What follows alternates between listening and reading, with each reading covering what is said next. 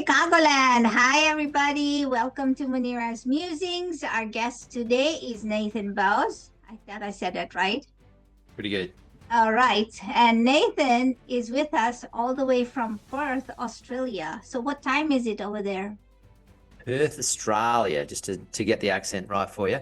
It is 8:15 at the night time, in the night time. In the nighttime. So, you are how many? We are just starting our day, and it is 7:13 in the morning in Chicagoland. So, this is amazing. We always like to play with all the guests on our show. But you all know that you are now on Munira's Musings, where we explore unique stories of our incredible guests. Each episode is designed not only to highlight their journey, but also to uncover valuable insights and what we can learn from them. This show is specifically for all of the entrepreneurs out there who have already dived into this sea with us or are aiming to figure this out. But with all of the experiences of our entrepreneurs that have joined us, we aim to inspire, educate, and empower you in your own path. So sit back, tune in, and let us know what you like and what you don't like about this show. But in the meantime, Nathan, welcome to Munira's Musings. Tell us a little bit about yourself.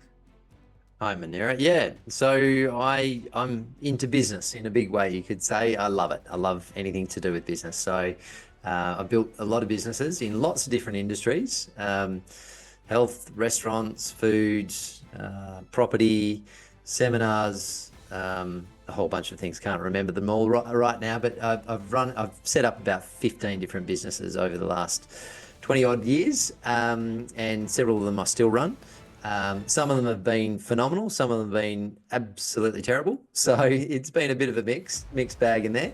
But I've learned from the terrible ones, hopefully. I've got a few lessons out of those and apply them to the other businesses that are currently run, and they're doing okay. So that's good. So what was your very first business and how old were you?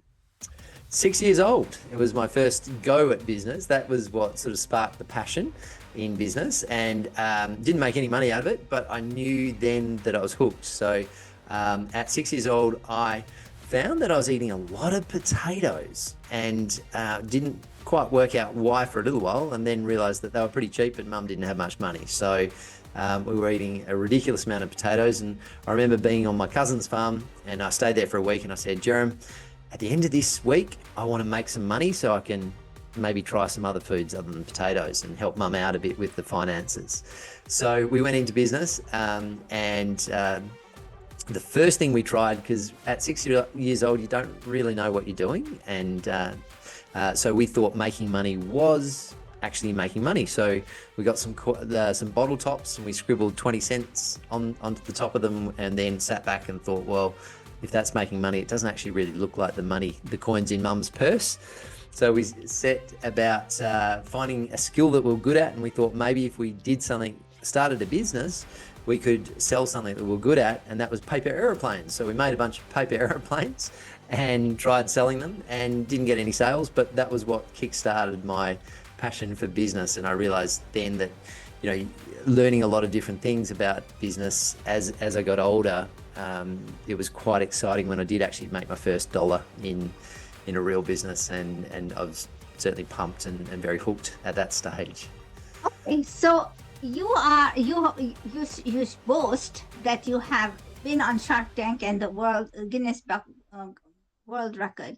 So tell us about your experience with Shark Tank and what were you selling on that? Yeah, cool. Shark Tank was awesome because it was a really useful way of promoting the businesses. So I just opened a restaurant at that stage, and we went on to Shark Tank to pitch the concept of the restaurant, and it was fantastic. I mean, it was predominantly a move for exposure. A lot of people do that for exposure.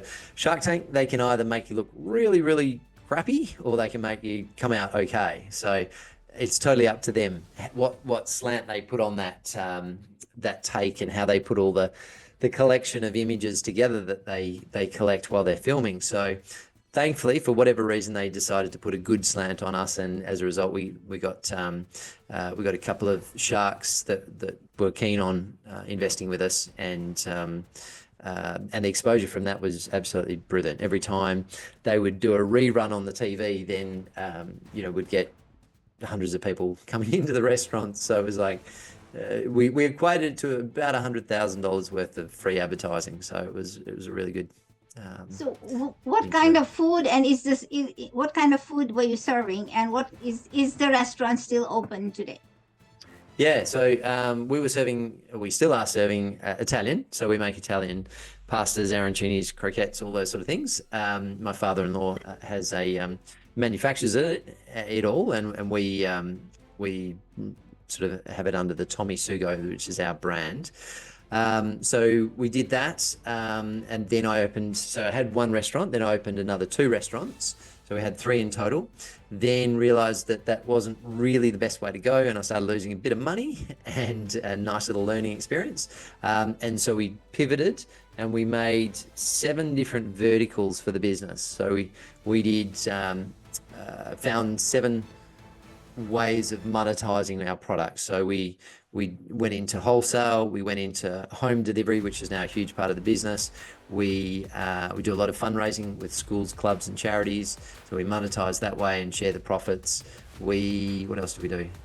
Catering, gifting, and there's 1 or 2. Retail. We have a big component of retail. So it's morphed and it's pivoted. We've had to pivot because restaurants weren't our strength, and we knew that the product was amazing. We just had to find the right market to take it to. So that's what we spent, a couple of years working out.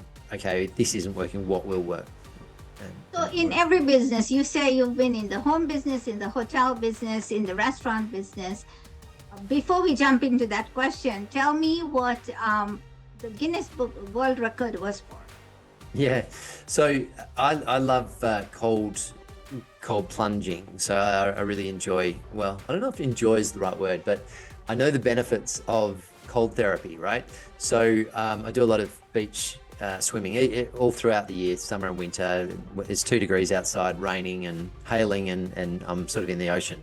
So what I did was, off the back of that, we did a Guinness Book of World Records for ice baths, where we all came together, and there's about 600 of us actually setting a record. But the reason I do that was because of the cold therapy. I love the idea of biochemically altering our body in a healthy, natural way to stimulate more dopamine. And dopamine is phenomenal for business. Everything I do is all around what improves my business. So my background's in health, so I use a lot of health, a lot of mindset, and a lot of dopamine stimulation, and a lot of business systems to grow my businesses. And I put them all together and sort of create a little bundle package that I build into my day. And half of my day is all about using the tools and systems for growing my business, which I spend about 3 hours every day on, just growing business. And the other part of my day is all about nurturing the body and focusing on the mindset, focusing on my health, exercise, good nutrition, so that I can be there for the long term. So that's the combination of events that take place in my day. Okay, so you touched on where I wanted to go, so that's a great segue. Let's talk about business. Everybody out there thinks the idea of being in business is very sexy, yeah? But you, at 6 years old, realized that it is sexy, but it is hard, right? And so when we as entrepreneurs start working, and this is anywhere in the world, any part of the world, all businesses require some sort of work, preparation. So you've done a lot of different touches on different industries.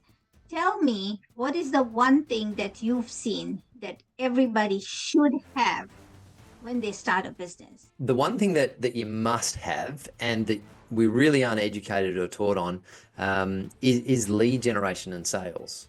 I mean, it's the basic lifeblood of every single business, and no one really knows how to do it well. It's not something we're taught.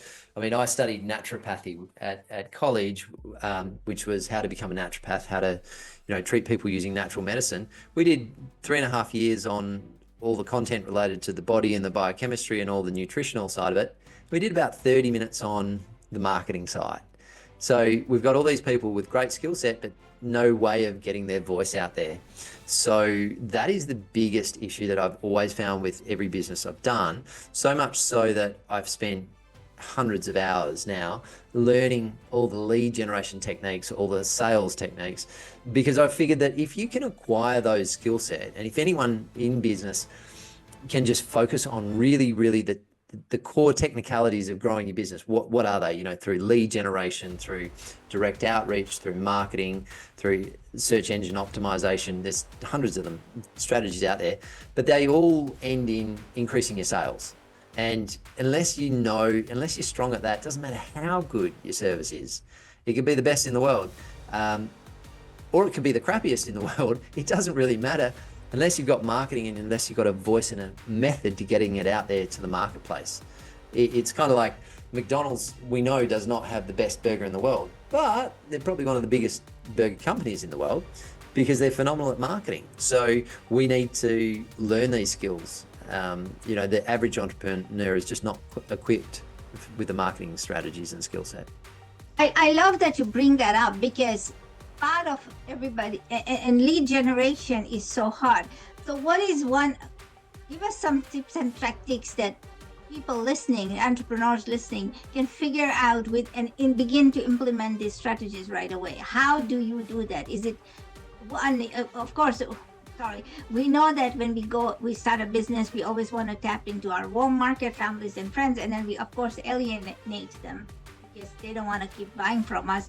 But how do you then, nurture the warm leads and family and friends, and then how do you knock on the doors of the cold people, and where do you find these cold people? We do, so in each business that I'm involved in, I always have my team focus on generating 100 leads every day. That's their goal. So if we're not spending an exorbitant amount of time on growing the business and bringing the leads in, there's no point being in business if we're not growing. So in answer to your question, there's so many different strategies. In fact, I've just written a chapter. You've probably heard of Anthony Robbins and Brian Tracy. So I've just finished a chapter in one of their books, which I've been fortunate enough to be involved in, and it's being released next month actually. And it's all about business growth. And there's these 9, I call them the Bawsome 9 after my surname. It's a play on words, but business awesome. So Bawsome, 9 strategies that I use every day in my business to grow it. And that includes direct outreach. So utilizing social media marketing is fantastic for, it's a free, and most of the strategies that I do are all free. So direct messaging through Instagram, through Facebook, through LinkedIn, outreaching to people that are in the industry that you want to target and giving them a special offer. And we do that predominantly with automation tools so that we can be generating our leads in our sleep. We don't have to be physically sitting there punching letters into the phone. So direct messaging outreach is awesome. I love SEO. I'm a big fan of SEO, search engine optimization, where we create for each of my websites. My team will create about 2 articles every day that go onto the website. We use AI completely. Everyone freaks out going, "Oh, you can't rank things with AI." Well, we can, and we do every day. So we have a huge amount of content going onto the websites, which is ranking with Google, and that brings in a great amount of business, organic business. So we do SEO, we do direct messaging, email. So we nurture our email list. So we generate a lot of leads through physical locations. So if we've got a shop somewhere, we're taking customers' names and we're building our database every single day, because our database can't be taken away from us. I give the example that you can do as little as wear the wrong aftershave when you're connecting on a social media, and the social media will ban you. We have no idea half the time why we get kicked off different locations. But with a database, your own database, you control it. So there's no risk of losing it. And when we nurture, sorry, you're going to say something. Go ahead, finish your thought. When you nurture somebody by email. Well, yeah, when you nurture your database, it's a fantastic way, because it's basically free. We can send texts and emails for next to no money, and it's you can get really great results with that. Okay, so my question then is, of course, I know that my entrepreneur friends are listening. So my question then is, What if you send out emails and they don't open the email? Yeah, so there's a few strategies around that. You want to have a look at your analytics based on it. You want to have a look at making sure, I mean, there's a few tactical things. You've got to warm up your email address first so that it's going to go and land. The chances are you elevate your chances of going to the inbox, not the spam box, to start off with. And there's softwares that do that. They'll warm up your emails just by pinging lots of emails forwards and backwards to that email address. So that's the first thing. Second thing is you want to make sure you create a huge amount of value in your content, because basically if you start sending out sales pitches one after the other, then people are pretty quickly going to hit that spam or do not open, or they'll ignore it. So if there's no value and benefit in them, I mean, I literally get hundreds of emails every day in my inbox, and 99% of them I don't open. It's only the ones that really add value to me is that I'll take the time to open. So that's another strategy. I mean, I love this, and we could talk about email strategy all day, because that's another strategy. We collect emails, but then people either unsubscribe from our emails, or they don't just open it. So how you said send them email? You have to nurture them, and you have to send them enough value. Now, for example, you are a very successful coach. I'm starting out as a coach, and I have you on my email, and this is just a scenario. But then, how do I, a newbie, get your attention for you to read my email?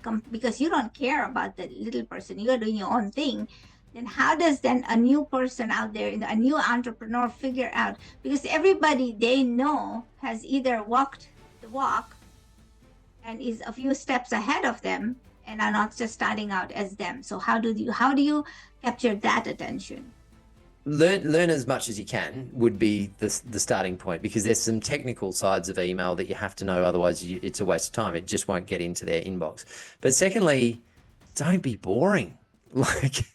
Like so many people are doing the same boring, repetitive rubbish, and they're serving it up. For example, I recruit team members.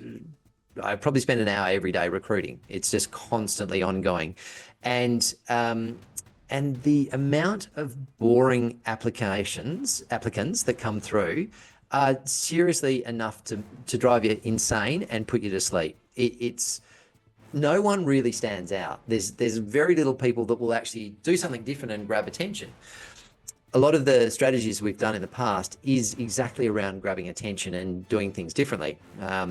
Give you a quick example. When I was in the UK, I was in the property market. We had a couple of properties that we wanted to sell, and we needed to do it quickly because we were doing joint ventures with property sellers. And we said to them, hey guys, the property market's flat. It's not going anywhere. You're not selling. We need to restructure the way we sell your house to make it really, really easy for someone to buy. And then it becomes really easy to sell. So my sister and I, put on these super ugly yellow boards, A-frames. We walked across the Tower Bridge in London, one of the busiest sites in London. And we had people just stopping in the street, taking photos. We had those big red double layered buses just pull over in the middle of the street, and the bus drivers would sort of hang out the windows and say, what are you doing? So we had all this crazy momentum, and we had someone took photos. There's lots of people taking photos, and it ended up in the newspaper. It actually went viral, went around the world. And with our big ugly handwritten yellow placards, we had our phone number on there. The phone went crazy. We had 40 people in the next hour call us.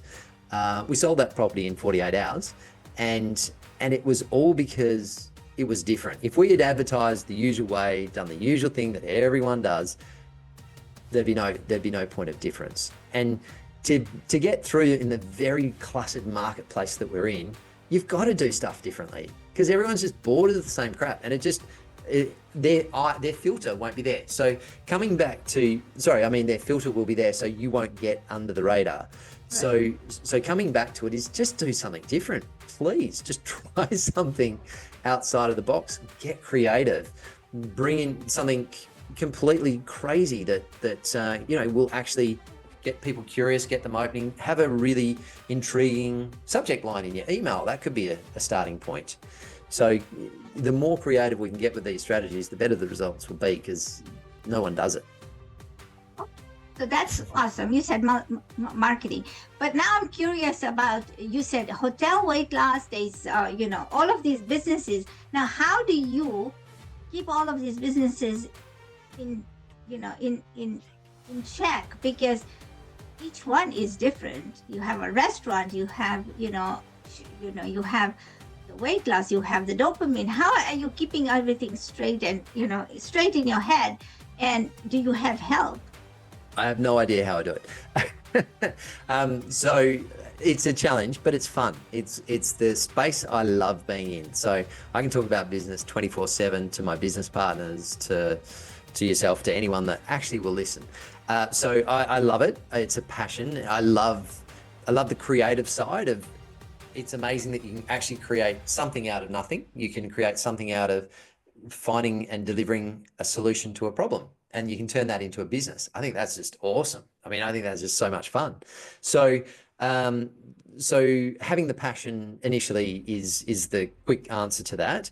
But the secondary follow-up answer to that is, you have to have a team. You have to have a really good team. If you're with any sort of business, you can't grow any business on your own. It's always going to be capped. So I've got a fantastic team. I think we've got about 12 in that team at the moment, and we're growing quite rapidly. As I say, I'm constantly recruiting.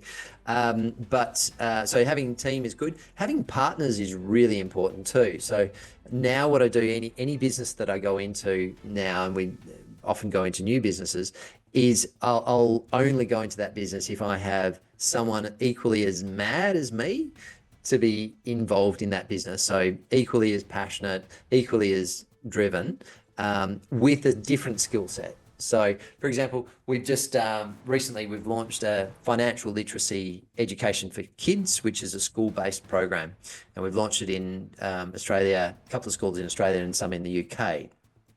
So I'm involved with someone who's really good at PR in that. She's a partner, and I'm involved with a headmaster, and he's obviously very good at building the course around the curriculum that the schools. So bringing that expertise in is really, really useful when you're trying to grow additional businesses or want to scale one business with the right people. It's all about the right people.